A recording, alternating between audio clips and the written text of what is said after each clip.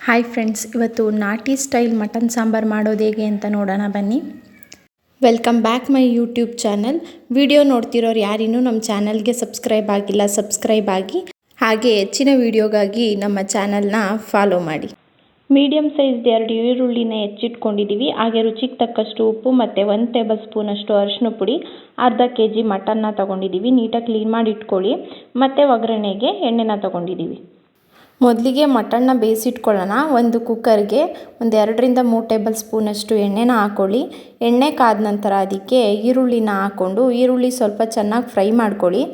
ಚೆನ್ನಾಗಿ ಫ್ರೈ ಆದ ನಂತರ ಅದಕ್ಕೆ 1 ಟೇಬಲ್ ಸ್ಪೂನಷ್ಟು ಅರಿಶಿನ ಪುಡಿ ಹಾಕಿ ಅದನ್ನು ಕೂಡ ಚೆನ್ನಾಗಿ ಫ್ರೈ ಮಾಡಿಕೊಂಡು ತಗೊಂಡಿರುವಂಥ ಅರ್ಧ kg ಮಟನ್ನ ಕ್ಲೀನ್ ಮಾಡಿಕೊಂಡು ಅದಕ್ಕೆ ಹಾಕಿ ಚೆನ್ನಾಗಿ ಫ್ರೈ ಮಾಡಿ. ಹಾಗೆ ರುಚಿಗೆ ತಕ್ಕಷ್ಟು ಉಪ್ಪನ್ನ ಕೂಡ ಸೇರಿಸ್ಕೊಳ್ಳಿ. ಅದು ನೀರು ಬಿಟ್ಟು ಮಟನ್ನು ಫುಲ್ಲು ನೀರೆಲ್ಲ ಸುಂಡಬೇಕು, ಆ ಥರ ನೀಟಾಗಿ ಫ್ರೈ ಮಾಡ್ಕೊಳ್ಳಿ ಮಟನ್ನ. ಮಟನ್ ಚೆನ್ನಾಗಿ ಫ್ರೈ ಆಗಿ ನೀರೆಲ್ಲ ಸುಂಡಿದೆ. ಈಗ ಇದಕ್ಕೆ 3 ಗ್ಲಾಸಷ್ಟು ದೊಡ್ಡ ಗ್ಲಾಸಲ್ಲಿ ನೀರನ್ನ ಹಾಕ್ಕೊಂಡು ಕುಕ್ಕರ್ ಲಿಡ್ನ ಕ್ಲೋಸ್ ಮಾಡಿ 3-4 ವಿಷಲ್ನ ಕೂಗಿಸ್ಕೊಳ್ಳಿ. ಈಗ ಇದು ನೀಟಾಗಿ ವಿಷಲ್ ಬಿಡೋದ್ರಲ್ಲಿ ಮಸಾಲೆನ ತಯಾರು ಮಾಡ್ಕೊಳ್ಳೋಣ ಬನ್ನಿ. ಅರ್ಧ ಟೇಬಲ್ ಸ್ಪೂನ್ ಮೆಣಸು, 1.5 ಟೇಬಲ್ ಸ್ಪೂನ್ ಗಸಗಸೆ, 7-8 ಎಸಳು ಬೆಳ್ಳುಳ್ಳಿ ಮತ್ತು 1 ಇಂಚು ಶುಂಠಿ, ಚಕ್ಕೆ 1 ಇಂಚಷ್ಟು, 6-7 ಲವಂಗನ ತಗೊಂಡಿದ್ದೀವಿ. ಮತ್ತು 3 ಮೀಡಿಯಮ್ ಸೈಜ್ ಟೊಮೊಟೊನ ತಗೊಂಡಿದ್ದೀವಿ. 1/4 ಹಿಡಿಯಷ್ಟು ಕೊತ್ತಂಬರಿ ಸೊಪ್ಪನ್ನ ತೊಳೆದು ಇಟ್ಕೊಂಡಿದ್ದೀವಿ.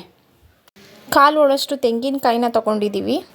ಇದೆಲ್ಲನೂ ಮಿಕ್ಸಿ ಜಾರ್ಗೆ ಹಾಕ್ಕೊಂಡು ಮತ್ತು ಇದ್ರ ಜೊತೆಗೆ ಒಂದು ಚಿಕ್ಕ ಲೋಟದಲ್ಲಿ 1/4 ಲೋಟದಷ್ಟು ನೀರು ಹಾಕ್ಕೊಂಡು ಚೆನ್ನಾಗಿ ಅದು ನುಣ್ಣಗಾಗೋ ಥರ ರುಬ್ಬಿ. ಮಸಾಲೆನ ಈಗ ರುಬ್ಕೊಂಡಾಗಿದೆ.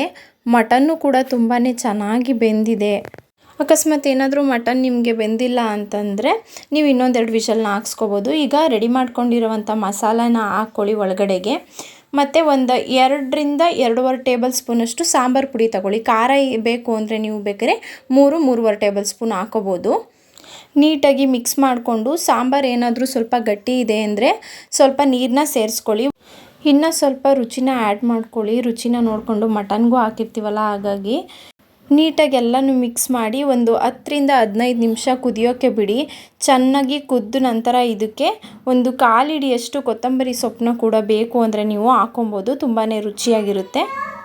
ಸಾಂಬಾರು ಚೆನ್ನಾಗಿ ಕುದ್ದು ಮಟನ್ಗೆಲ್ಲ ನೀಟಾಗಿ ಮಸಾಲೆ ಹಿಡಿದಿದೆ. ಈಗ ನಾಟಿ ಸ್ಟೈಲ್ ಮಟನ್ ಸಾಂಬಾರು ರೆಡಿಯಾಗಿದೆ. ಹಾಗೆ ಟೇಸ್ಟ್ ಕೂಡ ತುಂಬಾ ರುಚಿಯಾಗಿದೆ. ನೀವು ಕೂಡ ಟ್ರೈ ಮಾಡಿ. ಟೇಸ್ಟ್ ಹೇಗಿತ್ತು ಅಂತ ಕಮೆಂಟ್ ಮಾಡಿ. ನಮ್ಮ ಚಾನಲ್ನ ಹೀಗೆ ಸಪೋರ್ಟ್ ಮಾಡ್ತಾ ಬನ್ನಿ. Thanks for watching the video.